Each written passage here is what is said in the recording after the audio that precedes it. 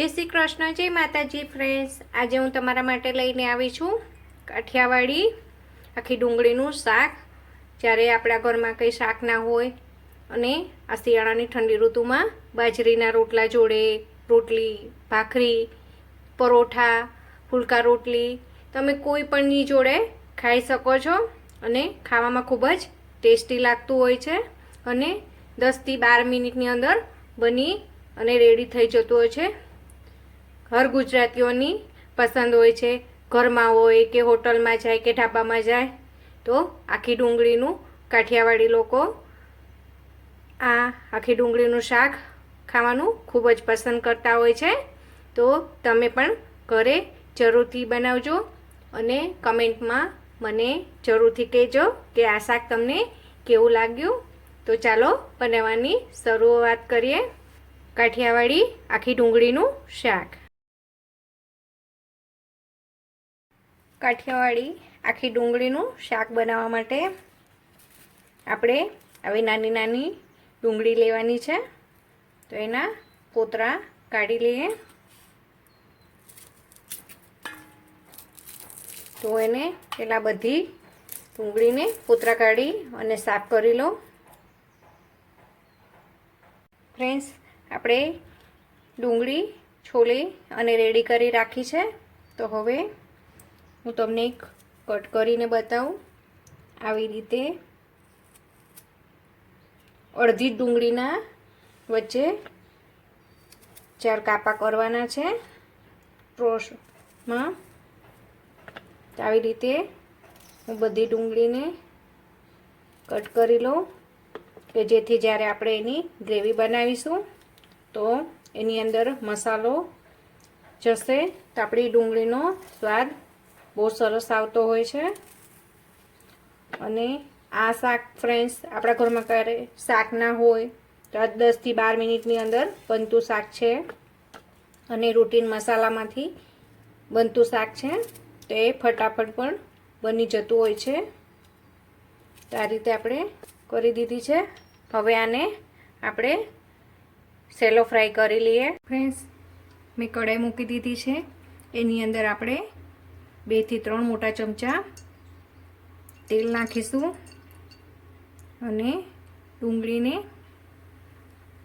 Fry કરીશું, સેલો fry કરીશું। Friends, આપણું તેલ આવી ગયું છે તો આપણે ડુંગળીને તેલની અંદર નાખી દીધી છે। હવે એને ધીમી આંચ પર હલાવતા જઈને સોટે કરી લેવાની છે। એને પૂરી કૂક નથી કરવાની, આપણે 70 થી 80% જ એને કૂક કરવાની છે। બાકી એ મસાલા જોડે જ કૂક થશે અને આપણી ડુંગળી સોટે થાય ને ત્યારે 1 પિંચ જેટલું, 1 ચૂટકી પર જેટલું જ આપણે આની અંદર તેલની અંદર મીઠું નાખીશું જેથી આપણી ડુંગળીનો સ્વાદ છે ને ફ્રેન્ડ્સ અંદરથી જ્યારે આપણે ડુંગળી ખાશું ત્યારે ફીકી નહીં લાગે। અને મીઠું નાખવાથી સેલો ફ્રાય કરીએ ત્યારે મીઠું નાખીએ અને ફ્રેન્ડ્સ તો એનો જે નેચરલ ડુંગળીનો સ્વાદ છે ને તે બહુ સરસ આવતો હોય છે। તો જરૂરથી ટ્રાય કરજો। અંદર વધારે નથી નાખવાનું, પિંચ જેટલું જ નાખવાનું છે। તેને ફેરવતા જઈ અને આપણે સેલો ફ્રાય કરી લઈએ। ફ્રેન્ડ્સ, આપણી ડુંગળી એક બાજુ સેલો ફ્રાય થાય છે ત્યાં સુધી આપણે ગ્રેવી માટે ગાંઠિયા લીધા છે। જે 1 વાટકી છે એની સામે 2 ચમચી જેટલા સિંગદાણા છે જે અધકચરા મારી પાસે ઓલરેડી રેડી છે। તો આને પલ્સ મોડ પર આપણે બંનેનો પાવડર કરી અને રેડી કરી દઈએ। આપણે પીસી અને રેડી કરી દીધું છે। આપણી ડુંગળી પણ સોટે થઈ ગઈ છે તો કાઢી લઈએ। આપણો ગાંઠિયાનો ભૂકો થઈ ગયો તો ને પછી તરત જ આપણે એની એ જ મિક્સર જારમાં 2 મોટા સાઈઝના છે અને નાના હોય તો તમે 3 લઈ શકો છો। એને કટ કરી અને પ્યુરી રેડી કરી લો. આપણી ડુંગળી સોટે થાય ત્યાં સુધીમાં 3 ગાંઠિયાનો ભૂકો, એની જગ્યાએ તમે ફરસાણમાં પાપડી કે સેવ પણ લઈ શકો છો, અને સિંગદાણાનો ભૂકો અને ટમેટાની પ્યુરી કરી અને રેડી કરી દેવાની. તો આપણો 10 મિનિટમાં શાક બની અને રેડી થઈ જશે. આપણે ડુંગળીને પ્લેટ પર કાઢી દઈએ.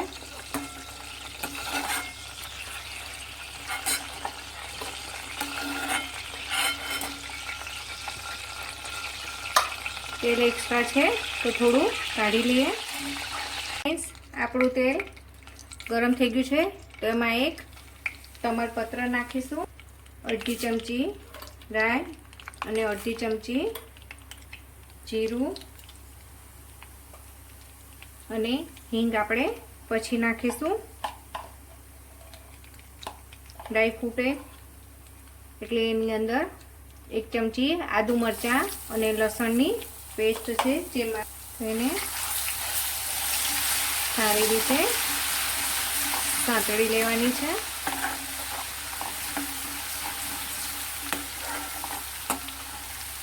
મરચાં સતળાય એટલે તરત જ ટમેટાની જે આપણે પ્યુરી કરીને રાખી છે તે નાખી દઈશું અને એને સારી રીતે પકવી લેવાની છે 1 થી 2 મિનિટ. ફ્રેન્ડ્સ, આપણું શાકની ગ્રેવી સોટે થઈ છે ત્યાં સુધી આપણે એની અંદર મસાલા કરી દઈએ. મસાલામાં 1 થી 2 ચમચી લાલ મરચું, કારણ કે ડુંગળીમાં થોડું સ્પાઇસી હોય તો બહુ સરસ ટેસ્ટ આવતો હોય છે. અડધી ચમચી હળદર, અડધી ચમચી રજવાડી ગરમ મસાલો છે. કાઠિયાવાડી શાકમાં રજવાડી મસાલાનો ટેસ્ટ ખૂબ જ સરસ આવતો હોય છે, તો તેમાં કાઠિયાવાડી શાકમાં તમે રજવાડી મસાલાનો જ ઉપયોગ કરજો. અને હવે આપણે હિંગ નાખીશું જેથી આપણી હિંગ બળે નહીં. એકવાર હલાવી દઈએ.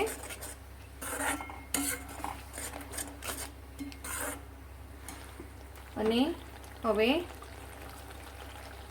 આપણો મસાલો બળે નહીં તે માટે જારમાં થોડું ટમેટાની પ્યુરી હતી તેમાં પાણી નાખી અને મિક્સ કરી દઈએ.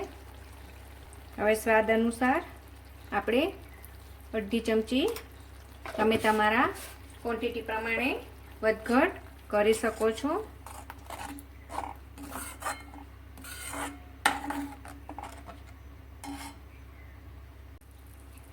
હવે આપણે આપણી ગ્રેવી ચડે છે ત્યાં સુધીમાં આપણે જે સિંગદાણાનો ભૂકો કરીને રાખ્યો હતો તે 2 ચમચી તમે તમારી ક્વોન્ટિટી પ્રમાણે વધઘટ કરી શકો છો.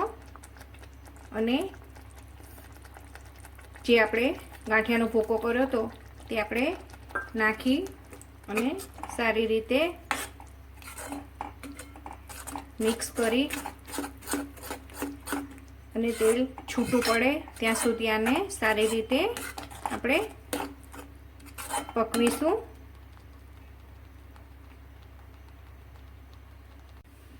ફ્રેન્ડ્સ, આપણા શાકમાં તેલ રિલીઝ થવા માંડી ગયું છે, તો હવે લાસ્ટમાં આપણે કાશ્મીરી મરચું એડ કરવાનું છે, જે હું 1 મોટી ચમચી જેટલું કરું છું. સારી રીતે એને મિક્સ કરી લઈએ. એને લાસ્ટમાં ઉમેરવાથી આપણા શાકનો કલર ઓરિજિનલ ઢાબા ટાઈપ આવતો હોય છે, તો એને લાસ્ટમાં એડ કરજો. હવે આપણે જે સેલો ફ્રાય કરી હતી તે ડુંગળી પણ એડ કરી સારી રીતે એકવાર મિક્સ કરી દઈએ. અને હવે એની અંદર જરૂરિયાત મુજબ આપણે ગરમ પાણી એડ કરવાનું છે. એનું ખાસ વાત ધ્યાન રાખજો ફ્રેન્ડ્સ કે આપણે ગ્રેવી કેટલી જોઈએ છે, ગાળી પતલી, એના હિસાબે આપણે પાણી એડ કરીશું.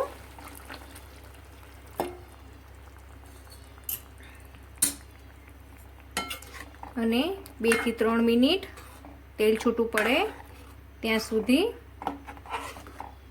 એને સરસ ચડવા દઈએ. ફ્રેન્ડ્સ, તમે જોઈ શકો છો આપણું તેલ રિલીઝ થઈ ગયું છે અને દેખાવમાં કેવું સરસ દેખાય છે. આપણે તેલ ઓછું મૂક્યું હતું છતાં તમે આગળની ગ્રેવી છે તે સરસ પકાવી અને ગરમ પાણી નાખશો ને એટલે ઢાબા જેવું કાઠિયાવાડી શાક બની અને રેડી થશે. તો તૈયાર છે આપણું આખી ડુંગળીનું શાક. અને લાસ્ટમાં આપણે હાથથી ક્રશ કરી અને થોડી કસૂરી મેથી નાખીશું અને મિક્સ કરી દઈએ. તો તૈયાર છે આપણું કાઠિયાવાડી આખી ડુંગળીનું શાક, જે તમે રોટલા જોડે કે ગમે તેની જોડે સર્વ કરી શકો છો. ફ્રેન્ડ્સ, તૈયાર છે આપણું આખી ડુંગળીનું શાક.